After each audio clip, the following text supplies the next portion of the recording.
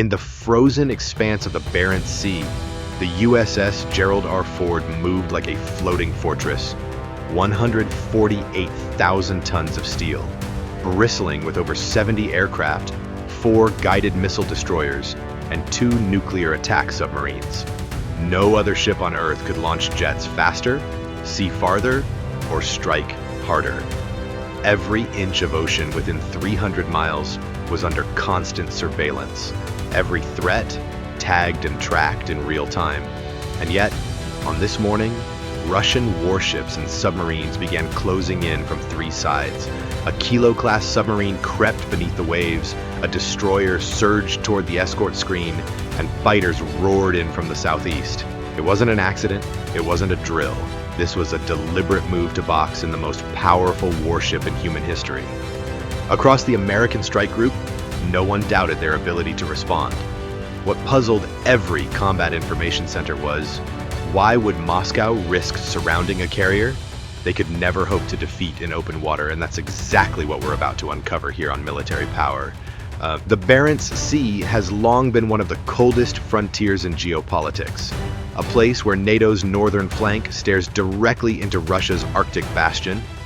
Here, encounters are inevitable, but escalation is never supposed to happen by accident. This morning, however, the ingredients for something far more dangerous were already in motion. At the center of it all was the USS Gerald R. the United States' flagship of modern naval power. Costing over $13 billion, she's more than just a ship. She's a mobile fortress, able to launch aircraft faster than any carrier before her, powered by twin reactors that won't need refueling for a quarter century. 4 Arleigh Burke-class destroyers guarded her flanks, each with advanced Aegis radar and vertical launch cells. Beneath the waves, 2 Virginia-class attack submarines patrolled invisibly, listening for anything that didn't belong. Across the water, Russia had assembled a mix of threats. The Admiral Levchenko, a destroyer built for anti-submarine warfare, but capable of carrying anti-ship missiles, was the visible spear point. Lurking below were Kilo-class diesel-electric submarines, slower, noisier, but lethal if they managed to get close. Overhead, Su-30 SM fighters sat armed with Kacha-31P anti-radiation missiles to blind radars and Kacha-35U anti-ship missiles to sink warships outright. Officially, the U.S. strike group was on a freedom of navigation patrol, a public reaffirmation that international waters remain open to all. Moscow saw it as something else, a challenge in their backyard. Quiet orders went out to Russian commanders: intercept, intimidate, and push the Americans off course. But the Ford strike group was not a lone vessel wandering into contested waters. Every square mile within hundreds of miles was being watched, scanned, and mapped by American sensors. Satellites, patrol aircraft, and shipboard radars were already building a picture of the Russian moves in real time. In these conditions, surprise is not only rare, it's nearly impossible. And yet, as the Arctic wind whipped across steel decks, the Russians were about to attempt the very thing they could least afford to fail. At 7:16 a.m., the USS Thomas Hudner's SPY-6 radar registered a change too sharp to ignore. The contact tagged as Admiral Levchenko, a Russian Udaloy-class destroyer, had been cruising at a steady 15 knots. Then, within a minute, her speed jumped to 28.4 knots, and her course shifted directly toward the Hudner. In naval terms, that maneuver was an unmistakable declaration of intent. Inside the Combat Information Center, the Hudner's watch officers tracked the bearing change, maintaining distance without altering the strike group's planned track. Turning away would concede initiative, something U.S. doctrine avoids unless it prevents an imminent hit. The update moved quickly up the chain. On the Gerald R. Ford's flag bridge, senior officers acknowledged the change, but issued no new orders. The strike group remained on its chosen axis, the carrier holding station at the center of a layered defense network.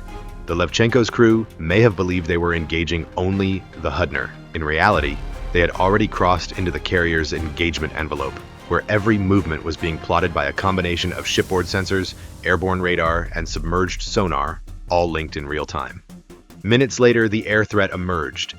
From a base roughly 220 nautical miles away, 4 Su-30SM fighters lifted off, afterburners cutting bright signatures into the thin Arctic air. Each carried a mixed load: KH-31P anti-radiation missiles to degrade radars, and KH-35U anti-ship missiles with ranges capable of threatening even a carrier. At high speed, the KH-31P could close from launch to impact in under 2 minutes. On the Hudner's tactical display, the fighter's projected track would penetrate deep into the Ford's inner defense ring, a zone NATO warships treat as non-negotiable. Still, the guidance from the carrier remained constant.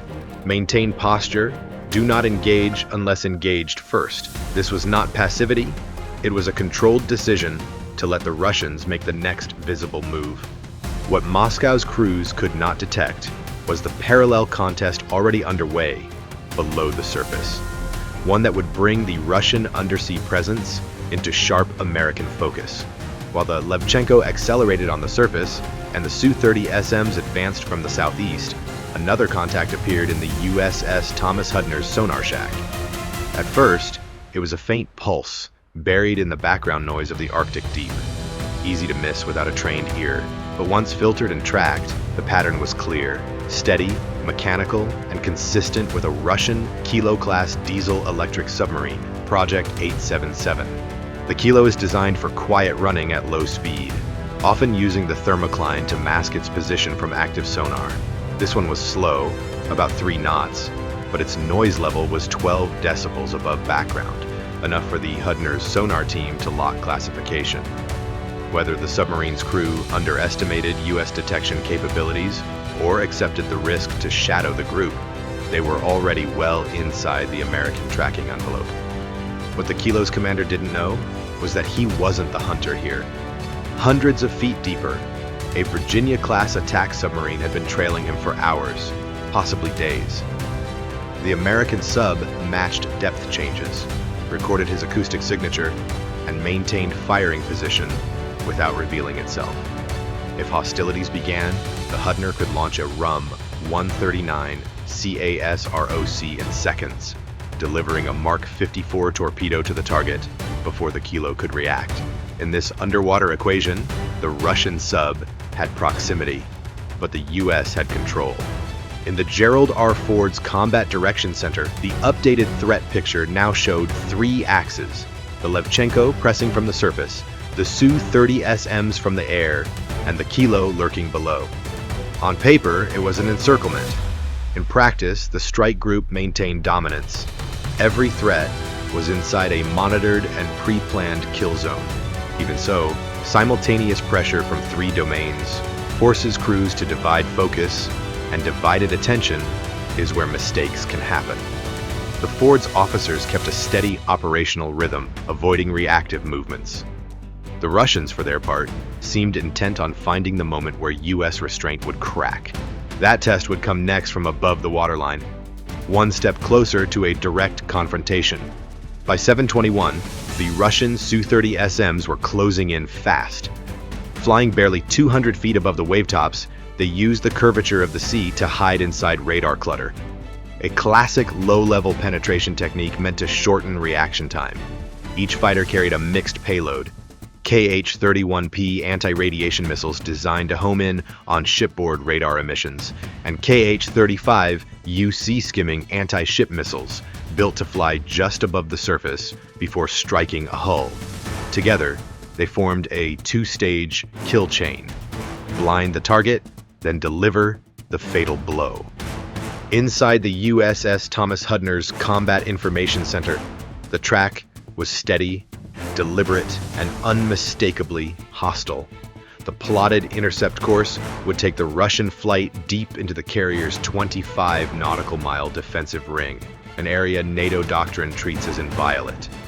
Cross that invisible line without clearance, and every commander knows the risk. You are seconds from triggering live weapons fire. At 12 miles out, 2 of the Su-30SMs broke formation, angling directly over the Hudner's position. The flyover was tight, barely a few hundred feet overhead. and the roar of twin AL-31F afterburners hammered the ship's deck. Antennas shuddered, unsecured tools skidded across the non-skid, and a gust of jet wash whipped through open hatches. This was a thump pass, a deliberate show of aggression intended to provoke an immediate response. The Hudner's captain didn't bite. Weapons stayed cold. The standing order from the forward remained unchanged. Maintain course, hold fire unless engaged. This wasn't restraint out of weakness, it was control. In standoffs like this, reacting too early CD's initiative. Holding position forces the other side to either escalate openly or back off. But control didn't mean doing nothing. On the forward's flight deck, the tempo had shifted. Yellow shirt launch directors signaled with sharp, deliberate motions. Green shirt catapult crews armed the launch systems, steam hissing from under the deck plates. Pilots ran final checks inside cockpits as the deep rumble of F-414 engines rolled across the carrier. High above, the E-2D Hawkeye's massive radar dome rotated methodically, feeding the ANAPY-9's picture into the Link 16 network. Every Russian aircraft, ship, and mission was plotted with precision, altitude, speed, bearing, and even changes in radar modes. The strike group wasn't just seeing the Russians, it was predicting their moves in near real time. Then, the EA-18G Growlers entered the fight. Two of the Navy's most advanced electronic warfare aircraft took position between the Hornets and the incoming Su-30 SMs. Within seconds, their ALQ-249 jamming pods came alive, flooding the airwaves with focused interference. On Russian radar scopes, the effect was immediate and disorienting. 4 U.S. fighters appeared as 12, then broke apart into a swarm of false echoes, then vanished entirely into the Arctic background. Missile lock tones triggered and cut out mid-cycle. For the Su-30 SM pilots, the change was like flying blind. Without their data links feeding shared targeting information, they were forced back into voice radio calls and visual spotting, methods far slower and less reliable in a high-speed intercept. Worse, low-level high-speed flight was draining fuel at an alarming rate. Every high G turned to counter a Hornet's approach bled more speed and range. On the Russian side, the calculus was shifting. The aggressive flyover hadn't forced a reaction. The jamming was erasing their situational awareness, and fuel clocks were ticking down. In one cockpit, the pilot glanced at his gauge, knowing he had minutes before he'd have to decide, break off and return, or push harder and risk running out of options and fuel over hostile water. That decision, made under pressure, would mark the moment this standoff edged dangerously close to direct combat. At 7:34, the order rippled through the USS Gerald R. Ford's Combat Direction Center, crisp, calm, and absolute. For nearly 20 minutes, the strike group had been absorbing coordinated pressure from 3 directions: a destroyer charging on the surface, a submarine lurking below, and a squadron of fighters armed with weapons designed to sink ships or blind them. Now, the Americans would reply, not with a single missile, but with a storm that left no doubt who owned the battle space. On the carrier's deck, the change was instant. Yellow shirt directors cut across the non-skid at a run, arms slicing the air in the sharp, unmistakable language of flight deck signals. Green shirt catapult crews crouched over steam hatches, securing connections with quick, practiced strikes of mallets and spanners. The sharp clank of locking pins was drowned by the hiss of superheated vapor and the deep, rising growl of F-414 engines pushing toward full military power. The deck shivered, not from the cold Arctic swells, but from the kinetic energy building above it. First off the catapults were 4 FA-18E Super Hornets from VFA 211, the fighting checkmates. Each rolled forward in turn, blast deflectors snapping up behind them. Steam curled from the launch tracks, catapults locked, and with a thunderous crack, the jets hurled into the sky, afterburners painting the gray clouds with twin spears of orange heat. Within moments, more joined them. AIM-120D AMRAAMs hung from wing pylons, AIM-9X Sidewinders clung like talons, and 2,000-pound J-dams waited in the belly. A loadout versatile enough to destroy incoming aircraft, cripple surface ships, or demolish land targets. This wasn't yet a strike formation. It was an unmistakable message to every Russian sensor and eyeball in range. We are ready, and there are many of us. Every 47 seconds, another aircraft launched. The deck became a relentless machine, one Hornet thundering skyward as the next taxied into place. The rhythm so precise, it looked choreographed. Even among veterans, the tempo carried a charge. They knew they were being watched. Through binoculars aboard the Admiral Levchenko, on the scope of a Su-30SM's fire control radar, perhaps even through satellites beaming imagery straight to Moscow. High above, the E-2D Hawkeye orbited at 25,000 feet, its massive radar dome spinning methodically. Inside, the ANA-PY-9 radar stitched together a living 6 million cubic mile map of the battle space. Every Russian aircraft, every ship, every flicker of electromagnetic activity was plotted, classified, and shared across the Link 16 network. On American screens, the Russian task group wasn't just visible, it was transparent. Then the EA-18G Growlers moved in. Their ALQ-249 jamming pods powered up with a low electric hum before unleashing focused chaos across the spectrum. On Russian radar scopes, clean returns began to shatter. 4 American fighters became 12, then 20, then nothing at all. Missile lock tones screamed, then cut out mid-cycle. Targets flickered, shifted, multiplied. Voice calls replaced digital data links, and what had been a shared operational picture dissolved into fragments. Inside a Su-30SM cockpit, the pilot's helmet display was more distraction than aid.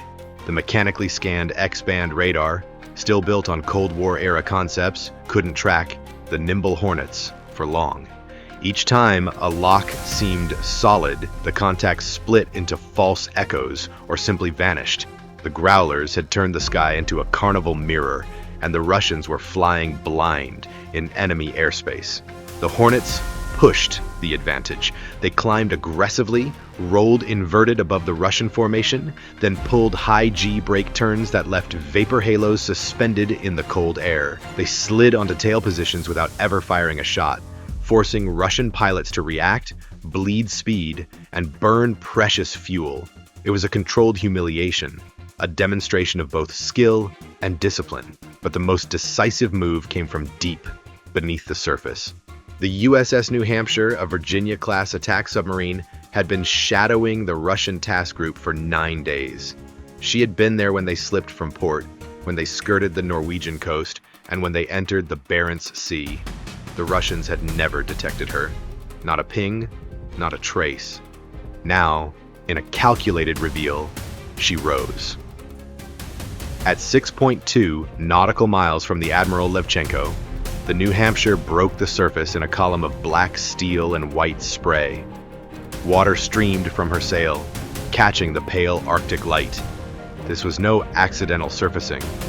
It was the submarine equivalent of stepping out of the dark with a weapon leveled and ready. On the Levchenko, lookouts shouted, pointing frantically. Sailors rushed to anti-submarine stations, lowering sonar booms, preparing torpedo tubes. But the truth was already known. Had this been a real war, they'd be gone. The New Hampshire had been in kill range for days. With that single appearance, Russia's tactical initiative unraveled. The encirclement they'd tried to construct, surface, air, and subsurface, was gone.